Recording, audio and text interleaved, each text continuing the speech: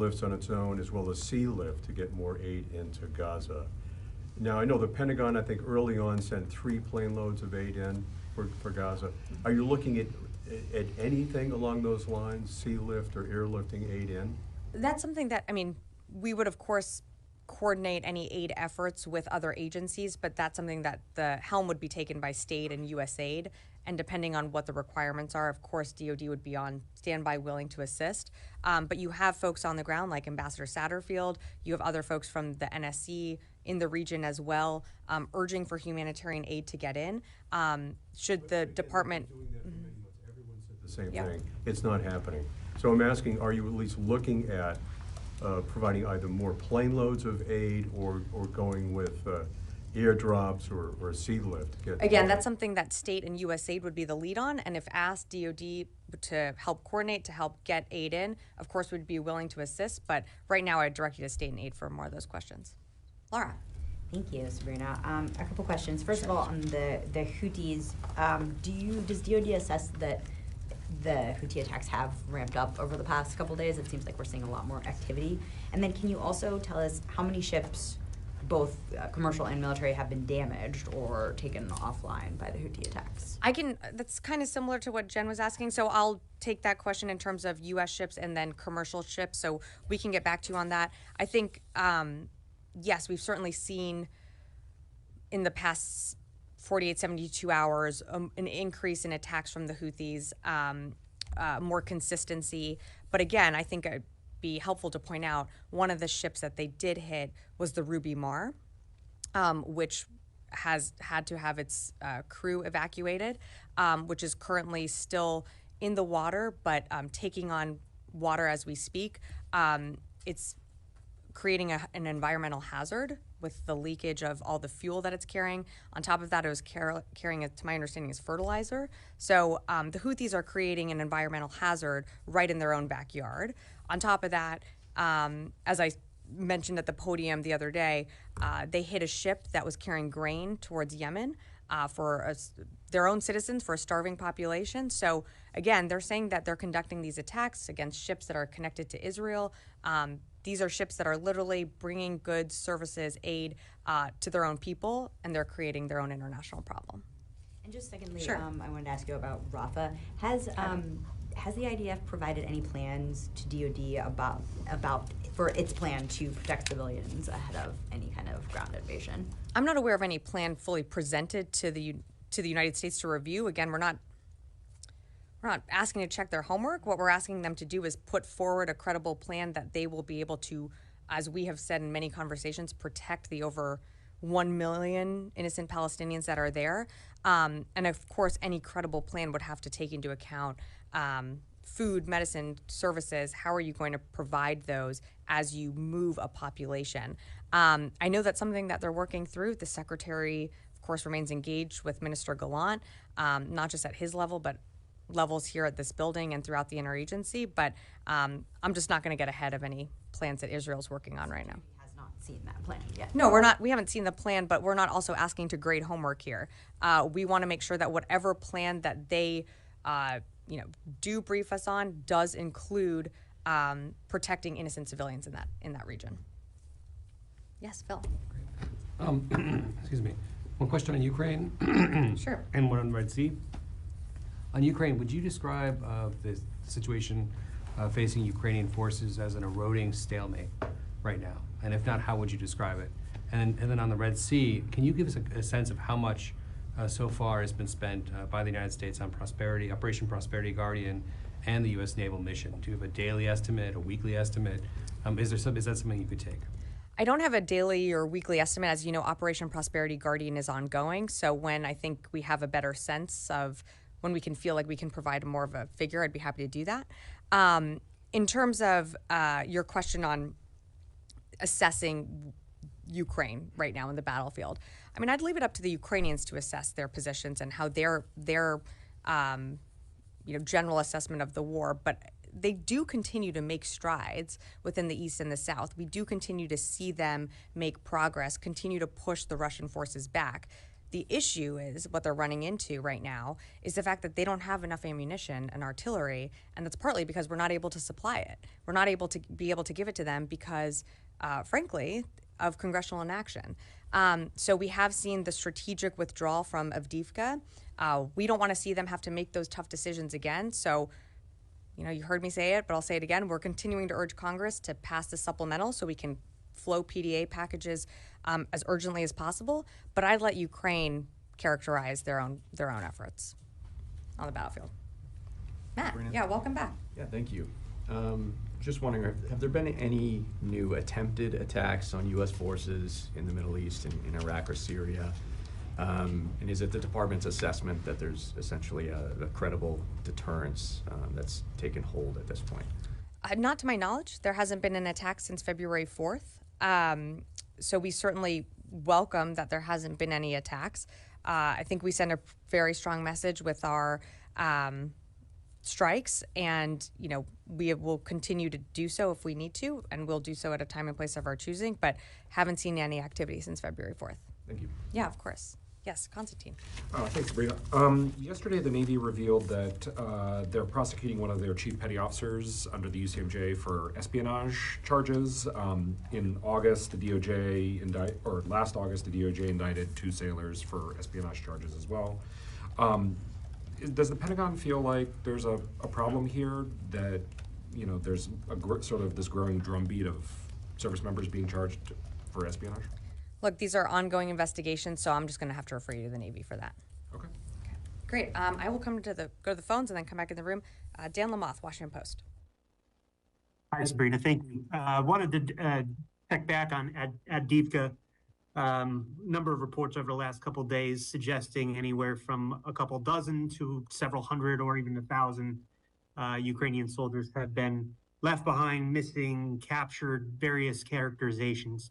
What's the Pentagon's assessment at this point? What are you hearing from your Ukrainian counterparts?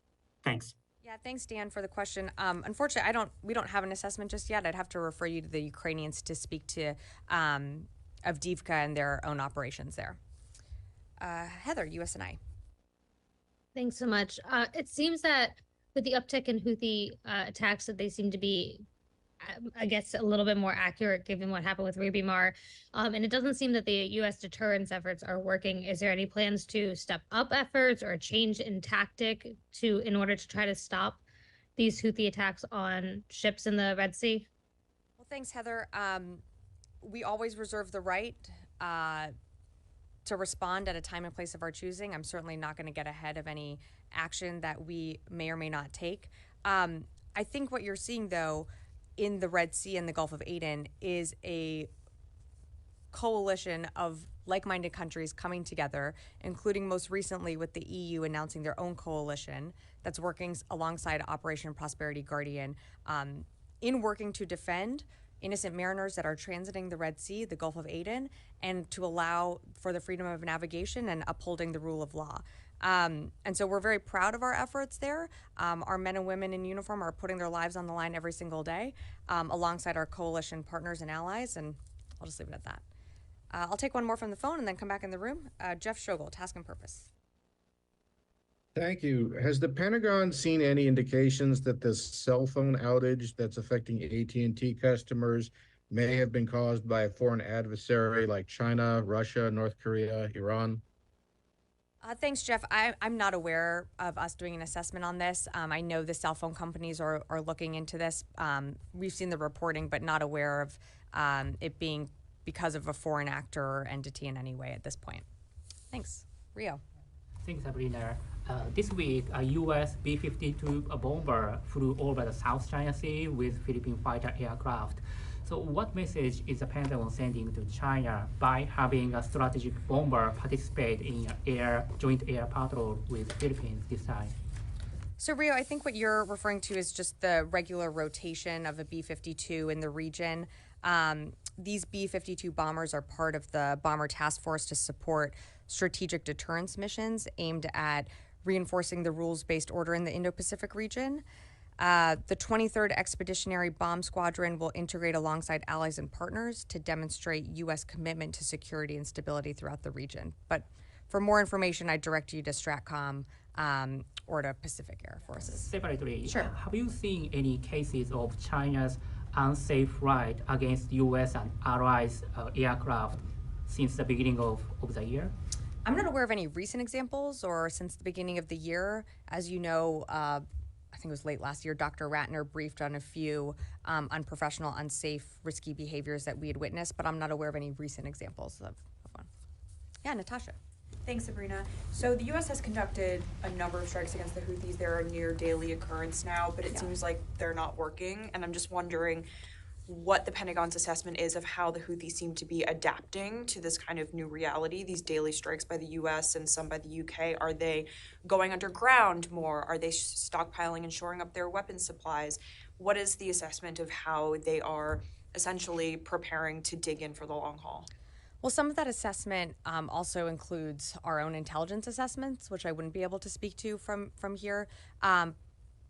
What I will say, and I know you've heard this, but we never said we've wiped off the map all of their capabilities. We know that the Houthis maintain a large arsenal. They are very capable. They have sophisticated weapons, and that's because they continue to get them from Iran. In terms of an adaptation from tactics, I don't think we've seen anything new. It's more when we see missiles on rails, when we see them about to launch an attack, we are able to take these proactive dynamic strikes. We've been able to do it more regularly because they frankly have been conducting more attacks more regularly. And we always reserve that right. I think the most sort of more unique or different tactic that we saw was with the unmanned underwater vehicle that they employed for the first time a few days ago. But other than that, I mean, they've pretty much stuck to the same playbook. Yeah, did you have a question? Sure. Do you have any update or anything on the ongoing discussions with your Iraqi partners regarding the high military commission? I know that there were meetings last week, but I don't have an update for you on any meetings that have taken place since then. U.S. forces are in Iraq to assist Iraqi security forces in the defeat of ISIS. Whether Iraqi top officials say, including Iraqi Prime Minister, just said yesterday that we don't more need U.S. forces and alliance forces. Do you have any comment on it? Look, we're in Iraq at the pleasure of the Iraqi government. We value the partnership that we have with the ISF. We continue to work alongside them and as part of the de-ISIS mission.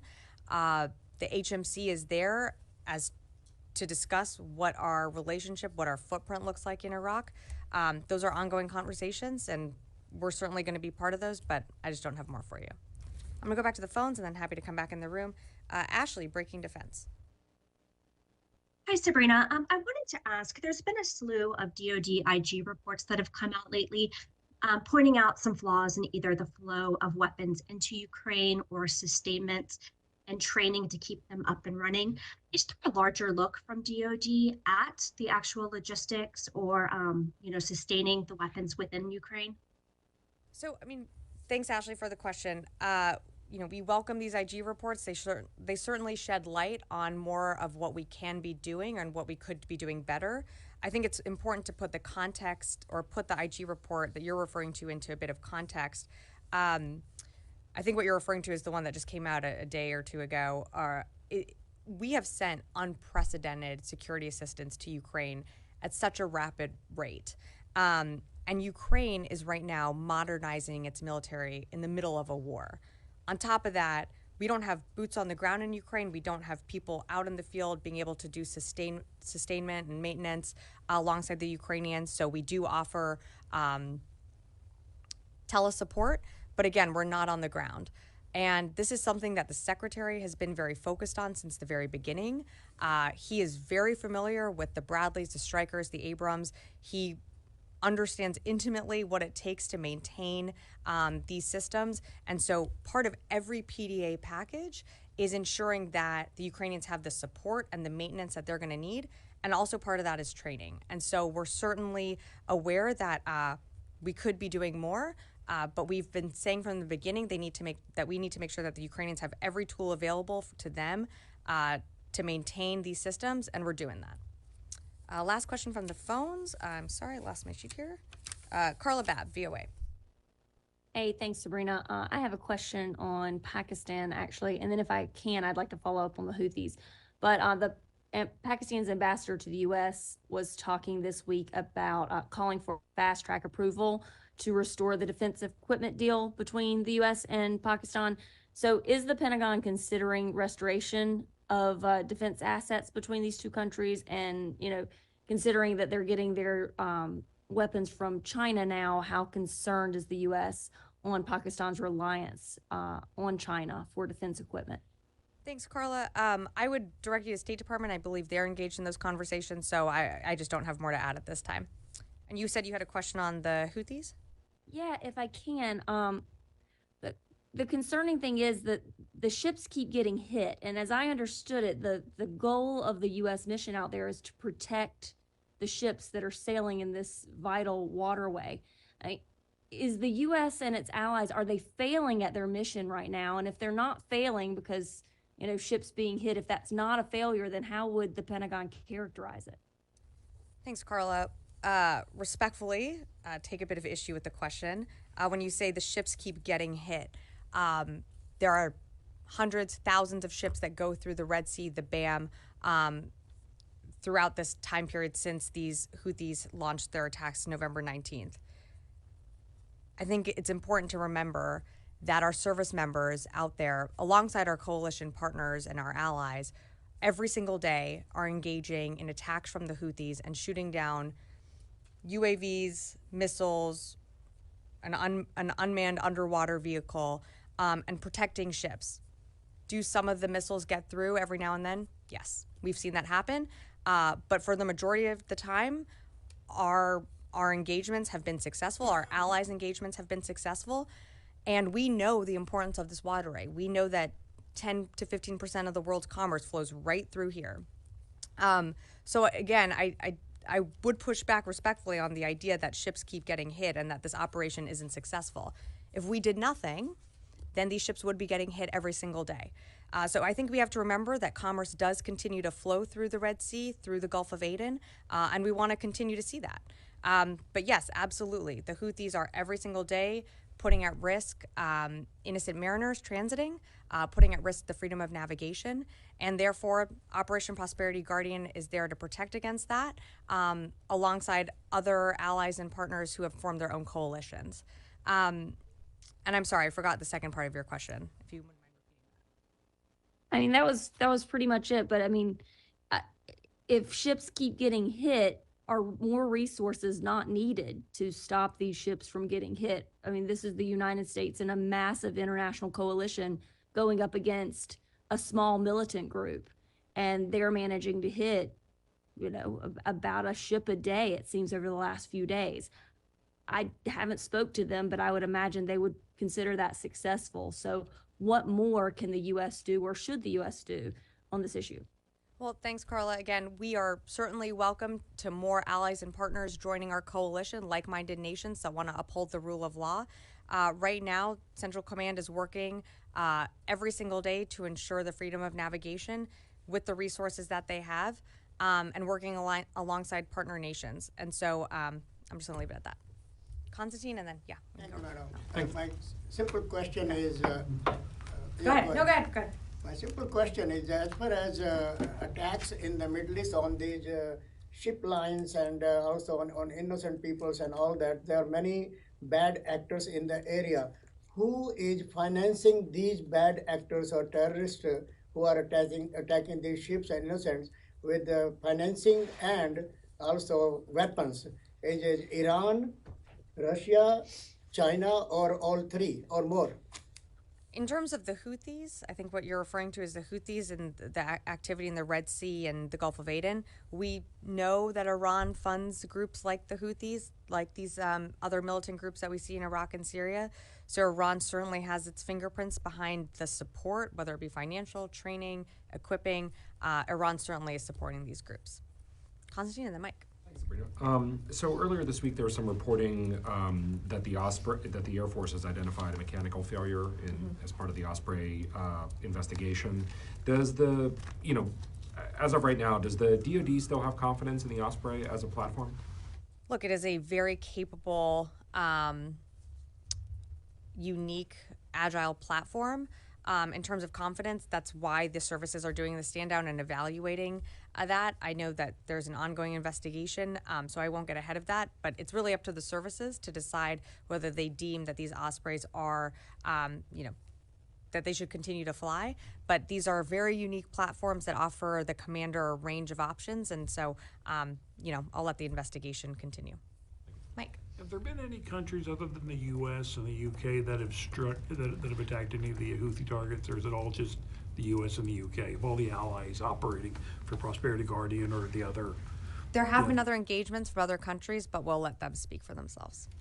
All right, Louis. Sabrina, just I know you spoke earlier about the incident with this Navy charges against a sailor for espionage. Can you tell us anything specifically about this case as far as you are aware of it? I can't, unfortunately. I just don't have more information. I would refer you to the Navy for further details. And this would be the third incident involving a Navy sailor in the last year with similar types of charges. Is there a concern here that you may need to reinforce some of the existing policies, reinforce the training for service members across DoD, reaffirming what they should be careful of in disclosing information?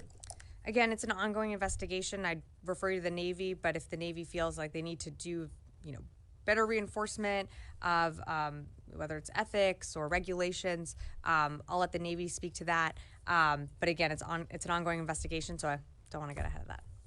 Great. All right. Thank you, everyone.